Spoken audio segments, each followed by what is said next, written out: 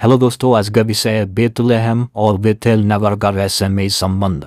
अध्ययन का भाग मत्ती 2 अध्याय 1 से 10 पद, उत्पत्ति 28 11 से 19, 35 का 11 और यूहन्ना रचित सुसमाचार 1 का 51 पद। दोस्तों, बेतलेहम यीशु मसीह के जन्म से लगभग 3000 साल पहले प्राचीन कनानियों के द्वारा बसाया गया था। प्राचीन कनानियों का एक जगह, एक बस्ती हुआ करती थी। उस समय में इसका जो नाम था वो बेतुलहम था, अर्थात देवताओं का घर। और उसके बाद में इसको जो है नाम बदल के बेतलेहम पड़ा।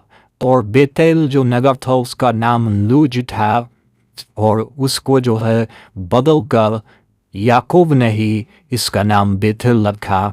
और इसका दोस्तों ये जो बेथेल है, ये यरूशलेम से 15 से 20 किलोमीटर ऊपर की ओर है। और बेतलेहम नगर इसके अपोजिट में है, और कि जहाँ इन दोनों को जो जोड़ता है वो यरूशलेम में इन दोनों के बीच में है। और आज ये दोनों ही नगर जो बेतलेहम और बेतेल नगर है, ये ना तो पूर्ण रीति से यहूदियों को समय है और ना ही पूर्ण रीति से तुम्हारे के मुस्लिम लोगों को समय है। ये तुम्हारे की कुछ इसका हिस्सा इज़राइल के चार्ज में है, यहूदियों के चार्ज में, आर्मी के सैन्य कार्रवाई के चार्ज में है, और कुछ इसका हिस्सा फिलिस्तीन लोगों के चार्ज में है। और ये राजनीतिक और धार्मिक तौर से बहुत ही महत्वपूर्ण स्थान है। और इन जगहों में आज के समय में युद्ध चल रहे हैं, हजारों लाखों लोग मारे जा रहे हैं, और इसको किसी भी कीमत में लोग अपनी हिस्सा बनाना चाहते, अपने राज्य का हिस्सा बनाना चाहते हैं। क्या तो ये बहुत ही महत्वपूर्ण है दोस्तों। इसके कई सारे स्थान हैं, कई सारे महत्व है, और मसीह लोगों के लिए भी इसका एक खास जो है लगाव है और खास जो है मान्यता है। और मसीह लोगों का भी हाथ यहाँ पर दिल बसता है। और उसका कारण है कि जो है आज से 2025 साल पहले यीशु मसीह का जन्म भी इस जगह में हुआ, जिसके चलते ये नगर और भी जो है आकर्षण का केंद्र बन गया दुनिया के लिए। दोस्तों, अब सिर्फ यहूदी, इजरायली और मुस्लिम ही नहीं, परंतु क्रिश्चियन लोगों के लिए भी ये महत्व का स्थान हो गया।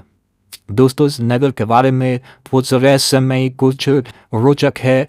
ये नगर, इसको जो है जानकारी, जब यीशु मसीह का जब जन्म हुआ तो हम सब जानते हैं कि उस जन्म के दरम्यान में पूर्व देश से कई सारे ज्योतिषी बेतलेहम को, यहूदा नगर के बेतलेहम में गए और वहाँ जाकर यीशु मसीह को खोजते रहे।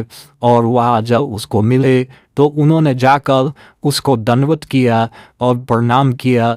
दोस्तों, यानी बेतलेहम और बेतेल नगर को लोग उस जमाने में भी दूर तक जानते थे। ज्योतिषियों को कैसे पता कि कहीं बेतलेहम नगर है? तो बेतलेहम नगर पहले से ही फेमस था, और ज्योतिषी और जो पंडित थे तो वो वहाँ पर जाते हैं और जा कर के वहाँ पर उसको मिलते हैं। और दूसरा जो दृश्य है दोस्तों, इसका जो सबसे पहला दृश्य है वो है याकूब की स्वर्ग की सीढ़ी का दर्शन। दोस्तों, जब आप इसको पढ़ेंगे उत्पत्ति 28 अध्याय को, तो आपको उत्पत्ति 28 अध्याय में इसको साफ साफ पढ़ने के लिए आपको मिलेगा।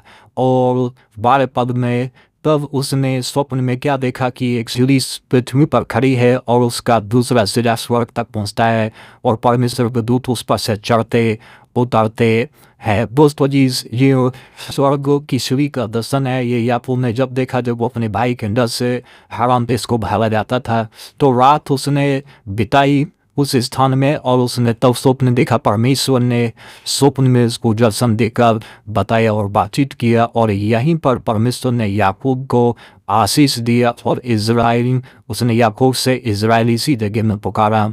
और जो बेतेल और जो बेतलेहम है, इसके बीच में एक नगर है जिसका नाम एप्राता है, और यरूशलेम भी बीच में है। तो एप्राता इन दोनों नगर को जोड़ता है। एप्राता आपका बेतेल के साथ भी आता है, और एप्राता बेतलेहम के साथ भी आता है।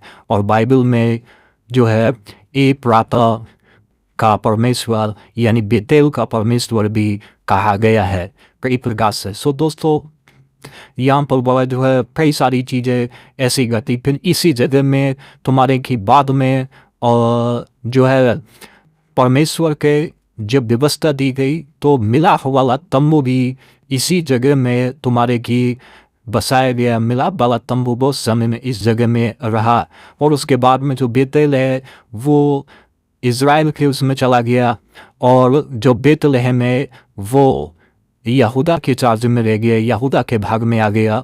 और इज़राइल के समय में जब उस देश का राजा यारोबाम था तो उसने यरूशलेम का मंदिर बनवाया और वहाँ एक अलग मान्यता हो गई। और यहाँ जो है तुम्हारे की ये जो देश जो बेतलहम है ये या दाऊद का जो है जन्म स्थल भी है, उसका पिता यहाँ के थे। प्लस यहाँ पर जो है तुम्हारे की जो याकूब का पत्नी थी राहेल वो बिन्यामीन को जन्म देते हुए इसी जगह में जो है उसने जन्म दिया और वो तुम्हारे की मर गई थी। और इसी बेतेल और बेतलहम नगर के बीच एफ्राता में ही वही उसको मिट्टी दी गई थी। और रिबिका की गाय दूध पिलाने हारी जो दूध पिलाती थी तुम्हारे की एसाव और याकूब को दबोरा, उसको भी मिट्टी यहीं दी गई। याकूब ने इस जगह में बेदी बनाई और उसने परमेश्वर की आराधना किया, इसलिए क्योंकि मुस्लिम लोग भी इसको याकूब अपना पैगंबर नबी मानते हैं और जो है यहूदी लोग भी उनका तो पूर्वज है और हम लोग भी परमेश्वर जो मसीह लोग हैं उनमें जो है विश्वास रखते हैं। सो ये तीनों समुदाय के लिए बहुत ही ज़्यादा इम्पोर्टेंट जो है ये छुट्टी बन जाती है दोस्तों। और इसके बहुत सारे और भी रहस्य हैं, पर आज के लिए इतना ही। इस वीडियो में हमारे साथ जुड़ने के लिए बहुत धन्यवाद।